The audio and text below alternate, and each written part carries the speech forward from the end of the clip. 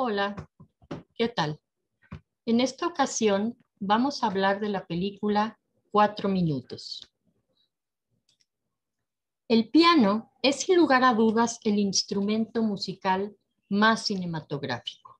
Su relación con el cine data desde la época del cine mudo, donde un pianista acompañaba la proyección de las películas mudas, improvisando mientras se proyectaba el film. La primer película sonora, El cantante de jazz de 1927, cuenta la historia de un pianista, hijo de un cantor de la sinagoga, que decide dedicarse a tocar música de negros, como diría nuestra protagonista.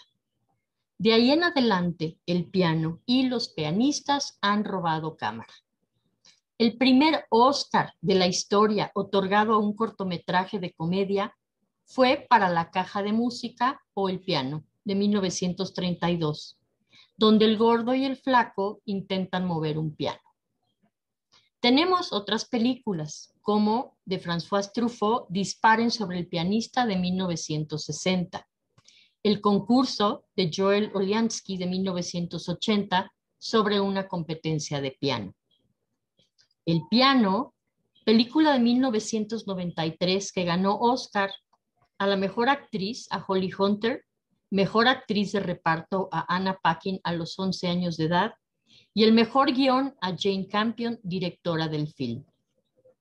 Claroscuro, película de 1996, que es la vida del pianista David Heathcote, o La pianista también, de 2001, de Michelle Haneke, ganadora del Gran Premio del Jurado en Cannes y el premio a la mejor actriz y el mejor actor. Otra película, El pianista, de 2002, de Roman Polanski, ganadora de 3 Óscares, guión, director y actor, para Adrien Brody, por mencionar algunos ejemplos antes de llegar a la película que analizaremos hoy. 4 minutos. Esta es una película alemana de 2006, escrita y dirigida por Chris Kraus. Fue ganadora de los premios de cine alemán a la mejor película y mejor actriz para Monica Bleibtreu, quien le ganó a su joven compañera Hannah Herzog, también nominada. En esta ocasión, es también el piano un personaje principal del film, aunque no fue nominada a su actuación. El piano une a todos y cada uno de los protagonistas. El piano como símbolo o representación de la culpa. Una culpa en búsqueda de expiación y perdón que cada uno de los personajes irá obteniendo. La primera toma que vemos en la película es una parvada en el cielo sobrevolando la cárcel.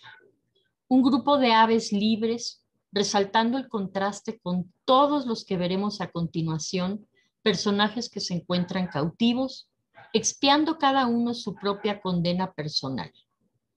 La siguiente toma, vemos a una mujer ahorcada, la que no logró la expiación y opta por el autocastigo.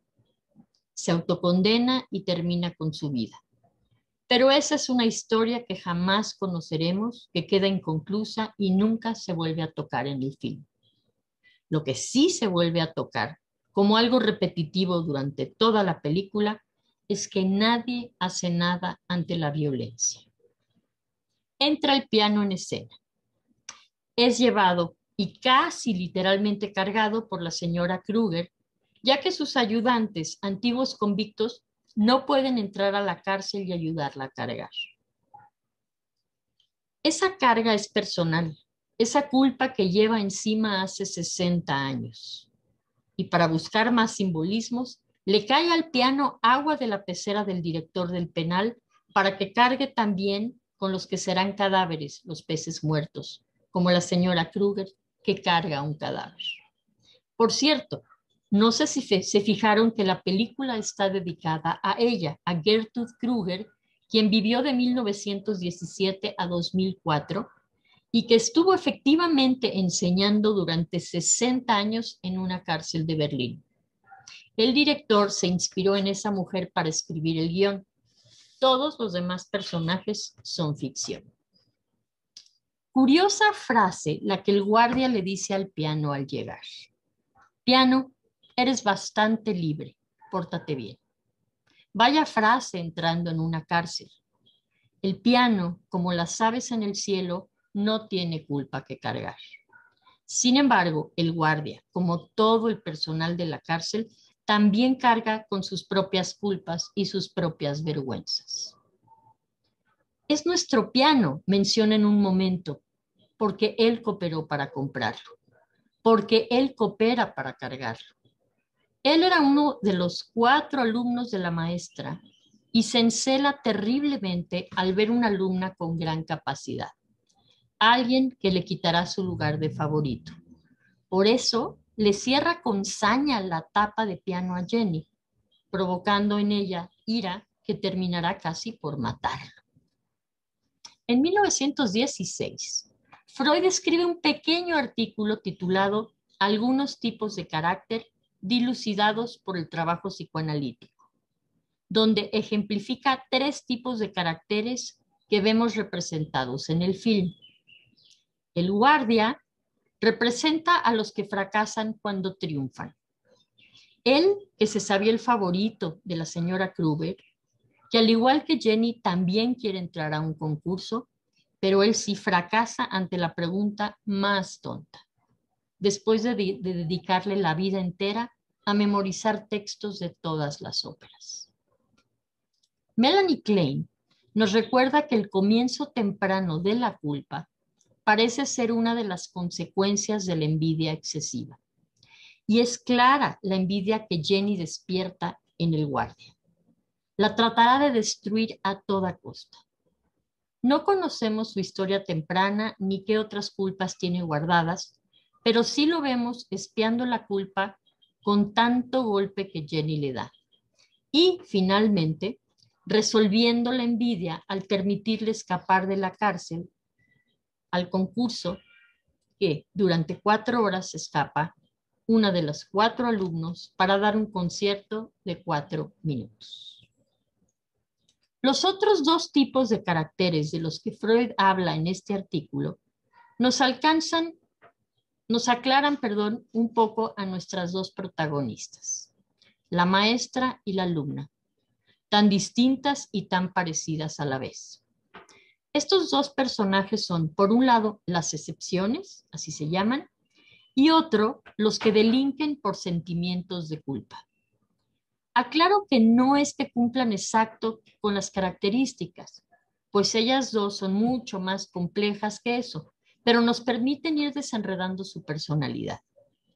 Para empezar, ambas se ven a sí mismas como seres excepcionales, grandes pianistas, seres de alguna manera distintos y que merecen un trato excepcional del mundo. Y ambas, por otro lado, se sienten sumamente culpables y buscan castigo para expiar su culpa. ¿Cuál es la culpa que tiene que expiar la señora Kruger? La historia de ella se nos va dando de a poquito durante todo el film. Sabemos que era una pianista excepcional, que admiraba a su maestro de quien guarda la fotografía junto a los grandes pianistas. Es esa imagen que la hija del guardia le pregunta de manera inocente, ¿es tu marido?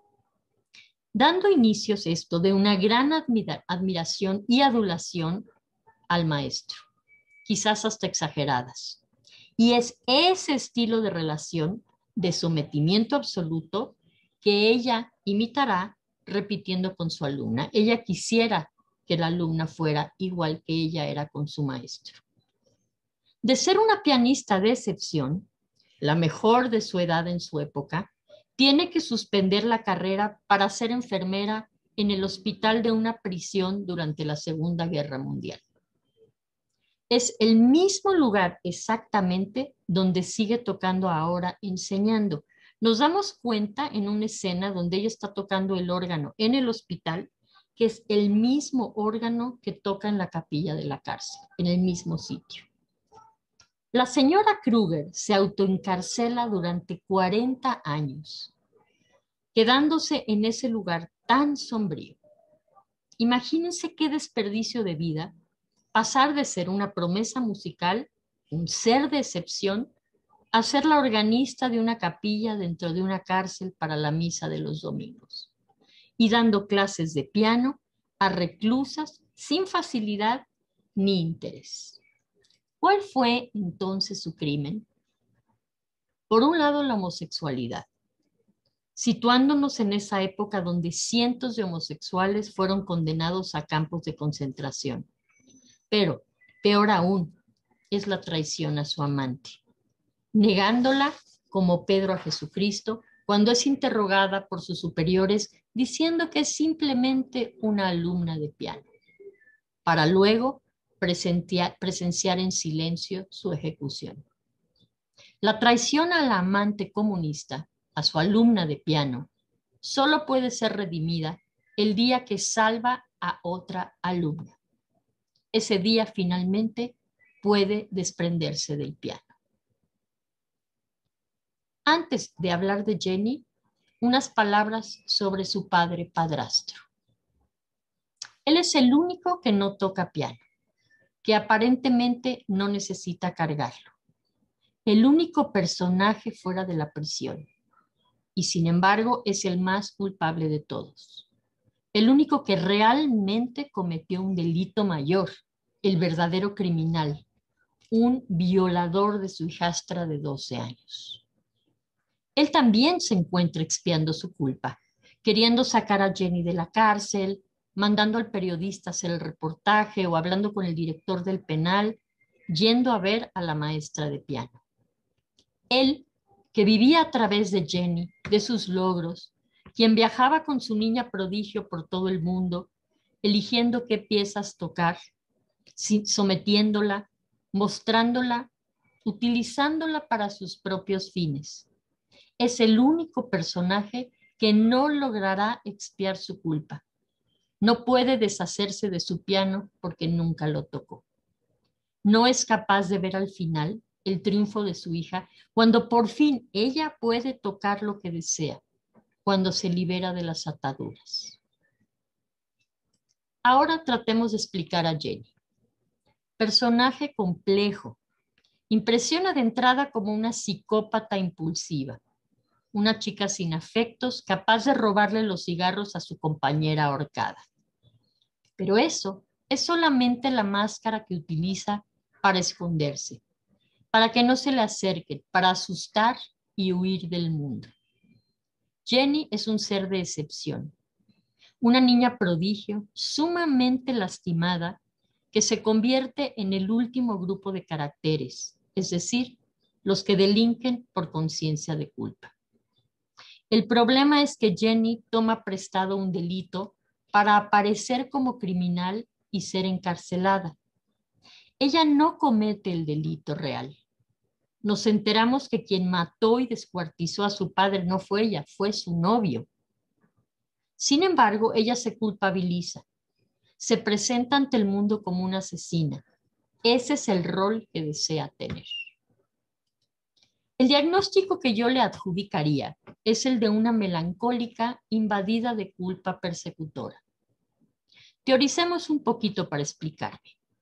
Para Freud, el causante de la culpa es una instancia llamada el superyo, heredera del complejo de Edipo. Sin entrar en detalles, el superyo es el encargado de la conciencia moral del individuo. Distingue dos orígenes del sustento de la culpa. El primero es el miedo a la autoridad que obliga a renunciar a la satisfacción de los instintos. Pero el segundo es el temor al superyo, que impulsa además al castigo, dado que no es posible ocultarle nada. Sandor Rado, en su trabajo clásico El problema de la melancolía, nos dice que el melancólico le dirá a su superyo: me echaré toda la culpa, me someteré a cualquier castigo, cesaré incluso de cuidar mi bienestar corporal y me ofreceré en un sacrificio expiatorio si tú solo te interesas por mí y me amas. Esto se lo dice el superyo. El melancólico huye del conflicto con el objeto y con la realidad hacia la relación con su superyo. El superyo lo domina día y noche, no hay escape posible. Quiero rescatar también la cuestión del masoquismo en la melancolía, en tanto que la necesidad de castigo, que pudiendo provenir de un verdugo externo, en el melancólico aparece en el interior, sin poder nombrarlo ni identificarlo como tal. Es fundamental para el melancólico salir de la relación conflictiva internalizada. Proyectar roles sobre el entorno es menos terrible que lo que ocasiona una condena de sí por parte de sí mismo. Jenny no mató a nadie, pero deseó matar a su padre padrastro después de haber sido violada por él. Parricidio e incesto son dos grandes delitos que merecen un castigo ejemplar. Jenny mata a su padre doblemente.